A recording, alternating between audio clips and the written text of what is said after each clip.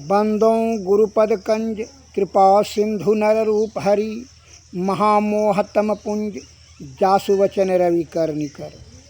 भक्तगणों को तथा धर्म अनुरागियों को मेरा हार्दिक नमन। ध्यान बिंदु उपनिषद में यह पद आया है, श्रवण करें।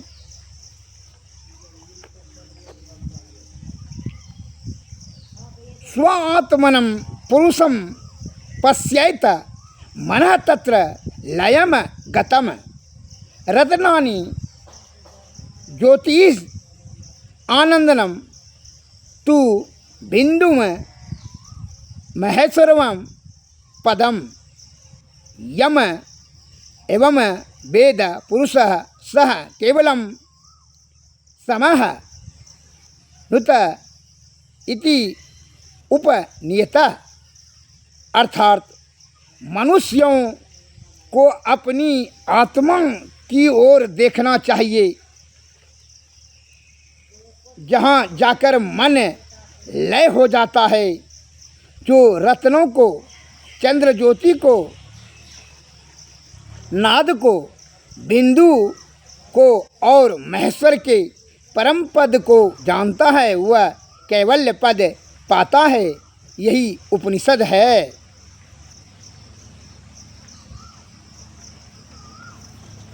संत वाणी में शब्द आया है कि मनुष्य को अपना जीव आत्मा का कल्याण करने के लिए जो है केवल ईश्वर पर ही प्राप्ति करने का प्रबल इच्छा रखना चाहिए। जिस प्रकार कामी, क्रोधी, लालची अपनी पूरी शक्ति, बल, बुद्धि लगा करके काम की तृप्ति चाहता है, उसी का चिंतन करता है, उसी के फेरे में रहता है।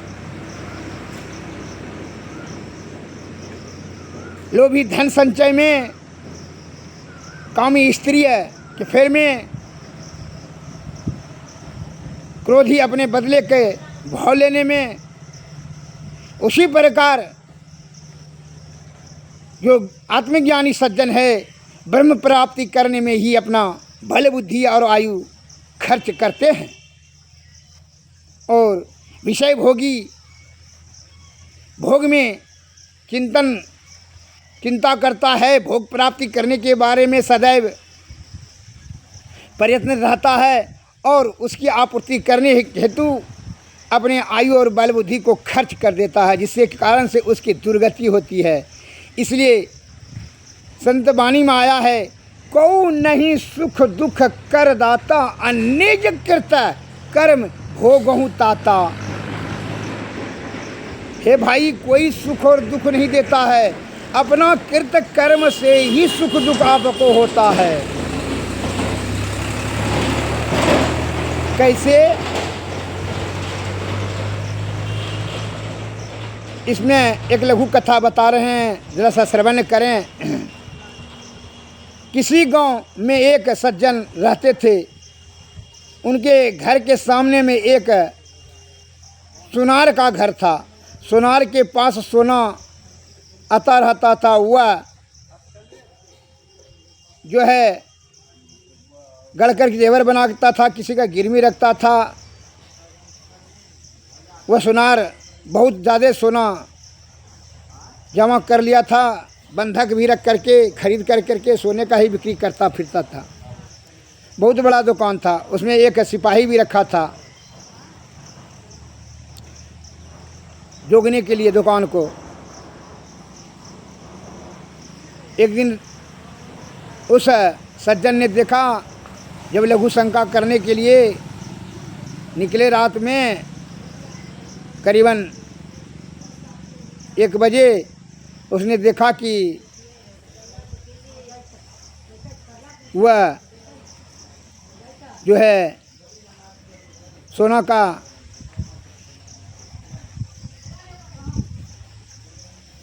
सभी पेटी लेकर के माथा पर जो है जा रहा था।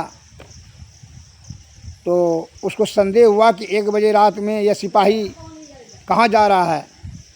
उसने उसको रोकते हुए कहा कि तुम कहाँ जा रहे हो? ये माथा पर सभी जो है तिजोरी लेकर के।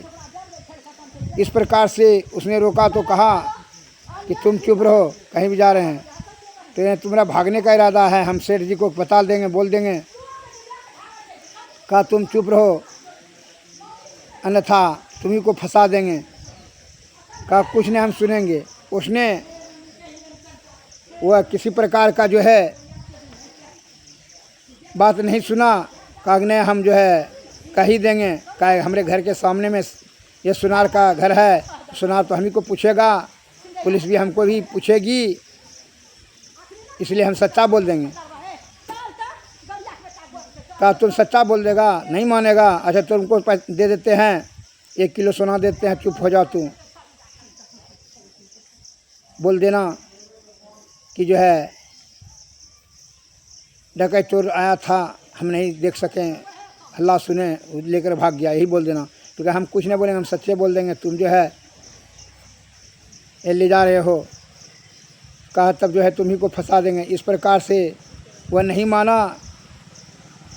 हुआ क्या कि वो सिपाही ने चाल खेल गया, उसको जो है पकड़ लिया, सीटी बजा दिया। दूसरा सिपाही भी आ गया बाजार का, और जो है इसने कहा देखिए कि ये जो है इसने सभी ज़बरदस्ती जो है हमको उठा के पटक दिया, और जो है इसने सभी सेठ जी का जो है सोना चांदी देखिए ले जा करके भाग रहा था, इसलिए हम पकड़े हैं। तो सिपाही भी आ गया दौड़ कर करके, उसने भी कहा हाँ बस। दिन में जो है सेठ जी आए तो सेठ जी को बताया कि देखिए यही जो है लेकर के भाग रहा था, हमको उठा के पटक दिया, अकेला थे हम, इसलिए जो दूसरे को बुलाएं, पूछिए इसको। कहा कि हाँ इसको तो हम सिटी बजा करके हमको बुलाया, तब हम उस पर केस चलाया गया। केस में उसको जो है लूटपाट केस के फिर में उसको जो है सजा दिया 10 बरस का। जो है उसने कहा जज से कितनों भी सफाई दिया, सेठ को भी कहा, लेकिन उसने नहीं माना। कहा ये तो सिपाही है, ये कैसे लेकर भाग सकता है। जज ने भी इस पर विश्वास का कोई प्रमाण नहीं है तुमको, ये दोनों सिपाही कह रहा है कि नहीं तुम ही लेकर के जा रहा था। कहा कि उसको जो है ये लेकर भाग रहा था सेठ जी का धन को, इसलिए हम अपने डर से कि हमरे पर जो है आरोप आ जाएगा, इसलिए इसको हम पकड़ें, लेकिन इस सब विश्वास में उल्टे ही सिपाही ने सीटी बजा के दूसरे सिपाही को बुला करके हमको फंसा दिया। इस प्रकार से कितना भी सफाई दिया, लेकिन जज ने नहीं माना, और ना गाँव वाले ने सुनार ने माना। तो जज साहब को उनके शब्दों पर संदेह हुआ। कहा कि देखें इसका। तो जज साहब ने एक चालाकी से खेल खेला कि ऑफिस में बैठे अपने जो है चपरासी को कह दिया, चपरासी वो जो है उस सज्जन को जिसको कि 10 बरस का सज़ा दिया था, उसको अपने ऑफिस में ही बिठाए रखा। और उधर से सिपाही चपरासी आया, कहा कि हुजूर जो है अमुक जगह उसका खून हो गया है, उसका भाई का, तो देख लिया जाए। कल अच्छा उसका जो है जाओ लेकर के लाश को ला कर लेकर के आओ। तो वह बजाड़े में था, तो यह गया। कहा कि तुम ही जाओ, तुम जो है बरियार आदमी, जो भागना नहीं, क्योंकि नहीं भागेंगे, क्योंकि उसको जो है लाश लेकर के आओ। और वो सिपाही को भी बुला कर पकड़ के रखा था। तो सिपाही जिसने इसको फंसाया था, दोनों मुद्दे मुद्दाले को भेज दिया, उस लाश को लेकर के आओ। वो जब लाश लेकर के आ रहा था, वहाँ देखा एक ठो लाश पड़ा हुआ था बाजार में। तो उसको लाश लेकर के जब आया खटिया पर टांग करके जज साहब के पास, तो वह बीच में रास्ते में ही बोलते आ रहा था, तुमको हम कह रहे थे तो उस समय मांगते तो ये सज़ा तुमको होता। सिपाही बोल रहा था कि तुम झूठा 1 किलो सोना दे करके झूठ बोलने के लिए बोलेगा, हम नहीं बोलेंगे झूठ, तुम्हारे कहने से क्या हुआ, फंसाने से क्या हुआ, वही ईश्वरे हमको बचाएंगे, भगवान। कहा कि देखा कहाँ भगवान बचाया, हम जो है तुमको फंसा दिए, तुम मेरा बात मान लेते तो तुम भी अमीर हो जाते और हम भी अमीर हो जाते हैं। कहा हम सच्चाई का साथ दिए हैं, तो क्या सच्चाई का साथ दिया तो ईश्वर बचाएंगे। यह बात जो है अल्लाह करके लाश ला करके रख दिया। लाश जैसे जज साहब के पास में आया, वो तो जज साहब का षड्यंत्र था। तो लाश को कहा उठ जा, उठ कर करके बताया तो कहा कि यही गप कर। जो लाश बन करके जो स्वांग रह था मृतक का, उसने बताया कि जज साहब इसने ये गप कर रहा था, तुमको 1 किलो सोना दे रहे थे, अगर मान लेता तो हम दोनों अमीर हो जाते। नहीं माना तो इसलिए तुमको हम फंसा दिए ना, सिपाही बोल रहा था। उसको सच्चाई मालूम हो गया। जज साहब को संतुष्ट विश्वास हो गया कि यह निर्दोष है। तो अब जो है जज साहब ने सिपाही को जो है पकड़ करके कहा इसको पकड़ लीजिए। पुलिस को बुलाया, सिपाही को पकड़ करके जेल गया। अब इसको जो है कहा कि जब हम तुम्हारे बात पर विश्वास भी कर रहे थे, लेकिन हमारा हाथ जो है सज़ा में काहे गिर गया। सच्चा बोलो, अब तुम किसी प्रकार का कोई कुकर्म हत्या किया है कि नहीं। तब उस सज्जन ने कहा कि हाँ हुजूर, आज से 20 बरस पहले मेरी स्त्री के हम कमाने ले जाते थे। सही हम बोलते हैं, हम जो है सत्संग भजन करने लगे। अब जो है हम सच्चाई बोलते हैं। हम छोड़ दिए झूठ, चोरी, नशा, हिंसा और बेविचारी छोड़ दिए। अतः हम ईश्वर प्राप्त करने के बारे में ही हमेशा चिंतन मनन करते हैं और सच्चाई पर ही चलने का हम कसम खा लिए हैं। कहा सच्चा बोलो, तब कसम खा लिया है। सच्चाई यही है कि आज से 20 बरस पहले हमारी पत्नी के साथ जो है एक पैसा वाला जो था बदमाश, हम जब जाते थे कमाने लिए ज़बरदस्ती आकर घर घुसता था और हमारी पत्नी को बलात्कार करता था। यह जब हमसे बोली तो वह पैसा वाला बलवान आदमी था, इसलिए हम भी भयभीत हो गए। और एक दिन हम छिप कर रहे कि ठीक है, हम क्रोध हमको बर्दाश्त नहीं हुआ। तब जो है मेरे पत्नी के साथ ज़बरदस्ती आकर करता था। तो हम भी छिप कर रहे हैं घर के कोने में, और जैसे वो आया, हम गड़ासी लेकर थे, बस जैसे हुआ मेरे पत्नी के साथ सहवास कर रहा था, उसको हम गले काट दिए और जो है जा कर के जंगल में उसके लाश को फेंक दिए। तो जज साहब ने आत्मा में विश्वास हुआ कि हाँ ये सही बोल रहा है, तब उसी का मैं सज़ा या इसीलिए सज़ा तुमको हमारा आत्मा ने दिया, इसलिए वही कर्म का जो है कुकर्म का सज़ा आज तुमको मिला। श्री सद्गुरु महाराज की। इस प्रकार से जो सही कर्म करता है वो कर्म पाप का आपको पीछा कभी नहीं छोड़ेगा, पाप का फल को भोगना ही पड़ता है। अतः आत्मज्ञान से शुद्ध चित्त पवित्र आत्मा से कर्म करेंगे तो ईश्वर आपको साथ देंगे। तब जज साहब ने भी उसकी सच्चाई पर प्रसन्न होकर के उसका सज़ा को मात्र 1 साल कर दिया। कहा ठीक है जाओ, 1 साल से तुमने जो है सज़ा माफ़ कर दिया और उसके दंड के बारे में तुमको 1 साल का सज़ा। श्री सद्गुरु महाराज की जय। इसलिए कुछ न कुछ सज़ा जब कुछ सच पर चला तब। और दूसरा कहानी मैं बता रहा हूँ, एक कबूतर कबूतरी डाल पर बैठे हुए थे। इधर जो है शिकारी ने उस पर बाण अनुसंधान करके जो है तैयार था कि अब जो है दोनों को मार देंगे और पका करके मांस खाएंगे। इस प्रकार से उधर ऊपर से अब कबूतर कबूतरी ने देखा भागना चाहिए, तो वो ऊपर से देखा कि चील मर रहा था, चील उड़ रहा था। अब दोनों कबूतर कबूतरी ने मन में विचार किया कि नीचे से जो है यह बाण अनुसंधान करके शिकारी तैयार है और ऊपर से चील खाने के लिए झपट्टा मार के खाने के लिए तैयार है। अब तो मौत ही मत, दोनों तरफ से मौत है। दोनों ने सलाह किया कि अब जो है इस सभी को चिंता को छोड़ करके मौत का और सभी विषय का चिंता, किसी का आशा निराशा छोड़ करके अब जो है ईश्वर पर ही भरोसा करना उचित है। अब ईश्वर ही बचावे। जब ईश्वर पर छोड़ दिया, विषय से उठ कर करके आँख बंद कर करके ईश्वर का ध्यान करने लगे। अब ईश्वर की कृपा हुई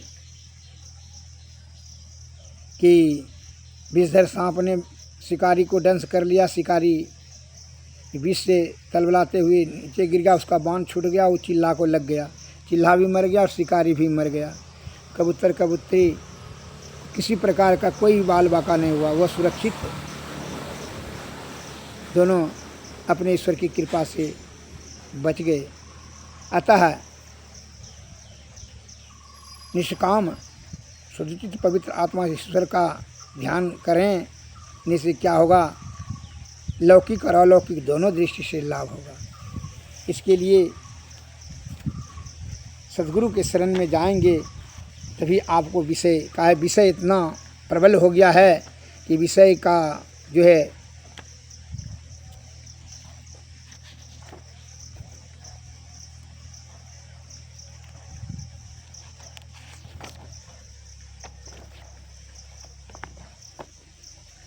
त्याग संभव नहीं है। इसलिए सद्गुरु के शरण में जाएं।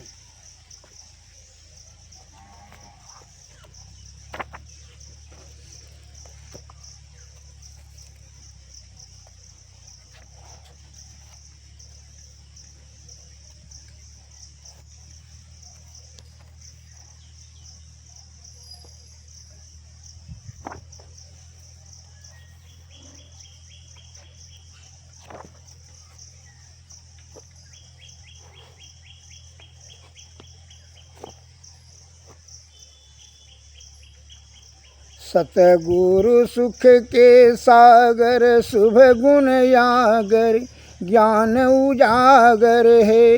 अंतर पथगामी अति निहकामी अंतर जामी है। त्रैगुण पर जोगी हरि रस भोगी अति निसोगी है। फिर बुद्धि सुजाना यति सयाना धरि ध्वन ध्याना है। सो धवनी सारा मही नियारा सद्गुरु धारे हैं। श्री सद्गुरु महाराज की जय।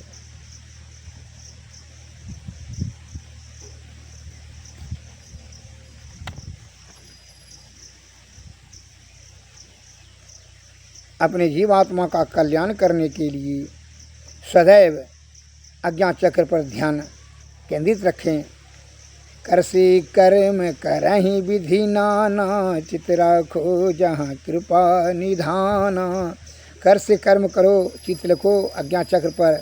इसलिए कहता है कि जहाँ सूक्ष्म नाद धावनि अज्ञा यज्ञा चक्र करो डेरा। द्वार सूक्ष्म सुषमन तिल खिड़की पिल करो पारा। नयन कान दो जोड़ी छोड़ी करि मन मानस सकलो। टुकटी को सामने प्रेम नेम करी अधर डगर धर लो। जगमग ज्योति होती ध्वनि अनहद गैव कवजा। ध्वनि सुनि चुनि चढ़ी ना मत ध्वनि धाना धरना महीसर काजा। जहाँ सूक्ष्म नाद ध्वनि अज्ञा यज्ञा चक्र करो डेरा।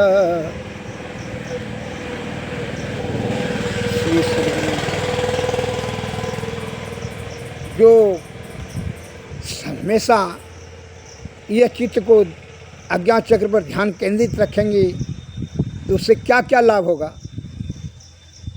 आपका विषय वासना धीरे धीरे शांत होगा, त्याग की शक्ति बढ़ेगी और सुषमना में ध्यान जाने से तीनों पर्दों के पार जाएंगे, अनहद में जाएंगे। अनहद में जाने से तभी जो है मन वहीं छिन्न हो जाएगा। जो नहीं ऐसा नहीं करने से जीवात्मा का जीते जी कल्याण नहीं कर पाने पर क्या होता है, इंद्रियातीत अंतर्मुखी अंतर साधना से ये जीवात्मा का अब की बार जो कल्याण नहीं कर पाएँ, ब्रह्म की प्राप्ति नहीं कर पाएँ तो क्या होगा, कर्म कुकर्म सुकर्म कर्म कांड ये सभी के चक्कर में तू फंस कर करके यमराज ने इसका जो है फल आपको देते रहेगा। और यहाँ कर्म कुकर्म सुकर्म इस सब के चक्कर में तू फंस कर करके 84 लाख जोनी में विषया आसक्त होकर के विषय के समय में जो तुम्हारी भावना होगी उसी के अनुरूप आप जोनी में अधोगति में जाते रहोगे और नाना प्रकार का दुख भोगने पड़ता है। 84 लाख योनि में अनेक प्रकार का दुख भोगना है। रोग शोक ताप पाप ताप ये सब भोगना पड़ेगा। जन्मना मरना बुढ़ापा इत्यादि सभी दुख भोगना पड़ता है। अतः इससे निवृत्ति प्राप्त करने के लिए जीते जी जो है क्या करें? अरे यह तन जब सुरक्षित है तो भवसागर पार कर लें। जैसे कोई अक्लमंद जब नाव सुरक्षित रहता है, बढ़िया है, तब जो है गंगा नदी या कोई नदी पार कर जाता है। लेकिन नाव जब जर्जर हो जाए, छिद्र युक्त हो जाए, दुर्बल हो जाए, भंगा फुट्टा हो जाए, तो फिर वह नाव को जो है क्या होता है, नदी पार करने योग्य नहीं रह जाता। उसी प्रकार जब शरीर इंद्रियां तिल होकर के थरथर कांपने लगे, कमर में दर्द, पीठ में दर्द और सब दैविक और भौतिक ताप से जब आप ग्रसित हो जाएंगे, आयु छीन हो जाएगी, तो फिर जो है आपको क्या ध्यान केंद्रित नहीं कर पाइएगा। काहे ध्यान तो आपका जो है कष्ट पर रहेगा कि ठौना में दर्द है कि पेट में दर्द है कि शुगर है कि बीपी है।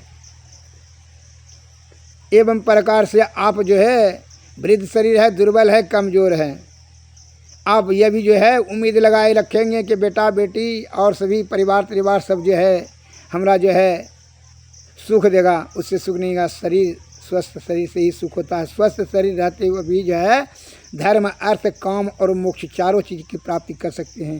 तो मोक्ष प्राप्ति करने के लिए श्री सद्गुरु के शरण में जाना अति अनिवार्य है। इसलिए उनको बता देंगे आपको, अन्यथा आडंबर और पाखंड के चक्कर में फंस करके अपने आयु को ख़त्म कर देंगे। सद्गुरु महाराज बताएंगे आपको कि मानस जप, मानस ध्यान, दृष्टि साधन, सूरज शब्द योग। सूरज शब्द योग के द्वारा जो है आप कर्म ताप पाप साप सबसे सभी जो है पार कर जाएंगे। फिर इसको भोगने भागने की कोई आवश्यकता नहीं है। डायरेक्ट जो है जीव आत्मा पर ब्रह्म की प्राप्ति कर लेंगे। तीनों पर्दों के पार जाकर के अंधकार प्रकाश और शब्द मंडल के पार अनहद में। और क्यों ऐसा कहा जाता है पाप नहीं भोगना? बहुत से सज्जन सुने होंगे कि पाप भोगना पड़ता है। पाप भोगना पड़ेगा जब आप इस भोगजोनी में रहेंगे। लेकिन जब हम जीव आत्मा, पाप कहाँ से उत्पन्न होता है? मन से। और मन को ही हम छिन्न कर दे तब अरे फल कहाँ से? वृक्ष से मिलता है। और वृक्ष का हम जड़ें काट दें तब फल मिलेगा जी। तो कर्म मन रूपी जो है यह वृक्ष है। आपको विषय में यह जो है धकेल देती है। विषयों का मालिक है मन। तो मन को जो है यह वृक्ष, मन को ही हम खत्म कर दें। यह जो वृक्ष है मन रूपी वृक्ष, इसी को खत्म करने के लिए क्या करना चाहिए? ऐसे खत्म नहीं होता है। तो संत महात्मा लोग बताते हैं कि सतत निरंतर ध्यान करने से अनहत में जब जाएंगे, ये तीनों पर्दों के पार, तीनों पर्द कौन कौन है? अंधकार प्रकाश और शब्द मंडल। ये तीनों पर्दों के जब ऊपर जाओगे तो अनहत वहाँ जो है शब्द होता है। और शब्द में जो ध्वनि होती है और ध्वनि में जो ज्योति होती है, वो ज्योति में मन लय हो जाता है, छिन्न हो जाता है। जब वो मन ही नष्ट हो जाएगा तो उसका क्या हुआ फल हमको भोगने की आवश्यकता क्या है? और फिर वहाँ जब वह मन जब खत्म हो जाएगा, नष्ट होगा, छिन्न हो जाएगा, तो क्या होगा? सार शब्द निःशब्द में चला जाएगा। सार शब्द पकड़ करके निःशब्द में चला जाएगा। और निःशब्द में जाने के बाद वह परब्रह्म ही है। फिर आपको फिर भोगने भागने की क्या ज़रूरत है? बहुत से सर्वसाधारण के मस्तिष्क में जो मर गया तो मुक्ति हो गया, मूर्ख कहे का मर गया तो मुक्ति होगा। मरने के समय में उसका विषय का भावना है, उसको 84 लाख योनि में चला गया। मुक्ति उसे कहते हैं कि जीते जी जो है ब्रह्म की प्राप्ति कर ले। यह तीनों पर्दों के ध्यान से, यह सूरत शब्द योग जो नदा अनुसंधान कहते हैं, यह सरल और सहज सुगम मार्ग बताएं हमारे गुरु महाराज, जो कि आपको पाप ताप त्रय ताप से के चक्कर में मैंने फंसना है। इसके लिए सद्गुरु की प्रमा आवश्यक है। सद्गुरु और ईश्वर, सद्गुरु अगर मिल जाए तो फिर समझिए ईश्वर प्राप्त होने में फिर विलम्ब नहीं रहेगा। सद्गुरु और ईश्वर समतुल्य हैं। अतः आपका चित्त शुद्ध होना चाहिए। इसे त्याग होना चाहिए। छल कपट पर पंच निष्कपट अहंकार रहित होकर के सद्गुरु का पूर्ण श्रद्धा और आस्था से चरणों का सेवा करके उनकी कृपा से जुक्ति जुक्ति से भक्ति भक्ति से मुक्ति। श्री सद्गुरु महाराज की।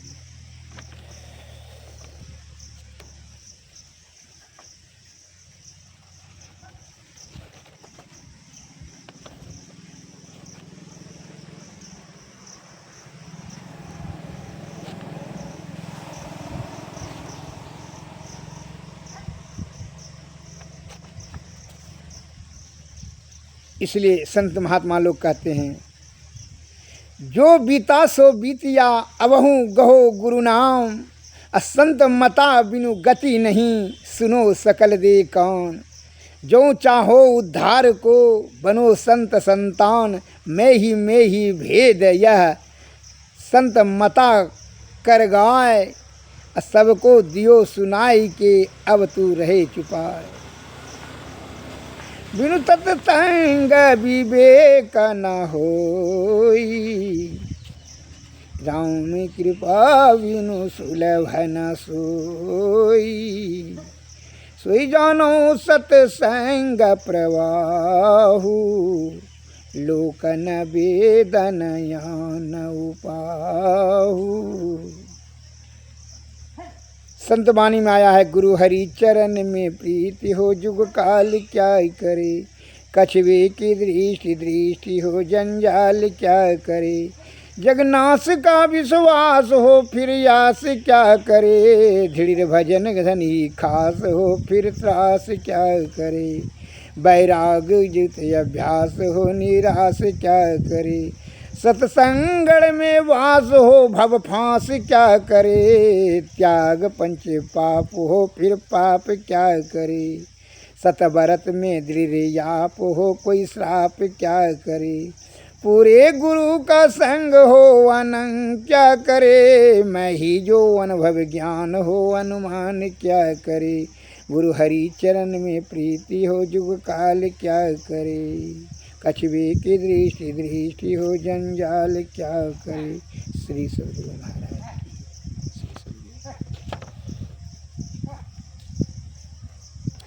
आरती परम पुरुष की कीजिए, निर्मल थिर चित आसन दीजिए। तन मंदिर मह हृदय सिंहासन, श्वेत बिंदु मोती जड़ दीजिए। अविरल अटल प्रीति को होगा, विरह पात्र धरी अगी कीजिए। जतमत संयम फूलन हारा, यरपि यरपि प्रभु को अपनी जी। धूपया काम यरु ब्रह्म हुतासन, तो धूप धरी फिरी जी। तारे चंद सुर दीपावली, अधर धार भरी आरती कीजिए। आत्मय अनुभव ज्योति कपूरा मध्य, आरती धार सजीजिए। अनहद परम गागर वाजा, सार शब्द ध्वनि सुर तपि लीजिए। द्वैत द्वैत ब्रह्म भेदनि आसन, सद्गुरु से यस आरती कीजिए। मैं ही आरती ये ही, करी करी तन मन धन अपनी ये। श्री सद्गुरु महाराज की। त्रैताप से बचने के लिए जीवात्मा को, त्रैताप क्या है? दैहिक दैविक भौतिक तापा राम राज में काही। दैहिक मैंने देह से उत्पन्न होना, दैविक मैंने दैविक प्रकोप से जो जघन अपराध के दैविक प्रकोप होता है। भौतिक मैंने अखाद्य पदार्थ और संयम ब्रह्मचर्य का उल्लंघन से, ये तीनों त्राप से बचने के लिए श्री सद्गुरु के शरण में जाएं और जीव आत्मा का कल्याण, ब्रह्म की प्राप्ति भी उन्हीं की कृपा से जुक्ति जाने, जुक्ति से भक्ति, भक्ति से श्री सद्गुरु महाराज की जय। सद्गुरु नमस्कार। जय हिंद, जय भारत।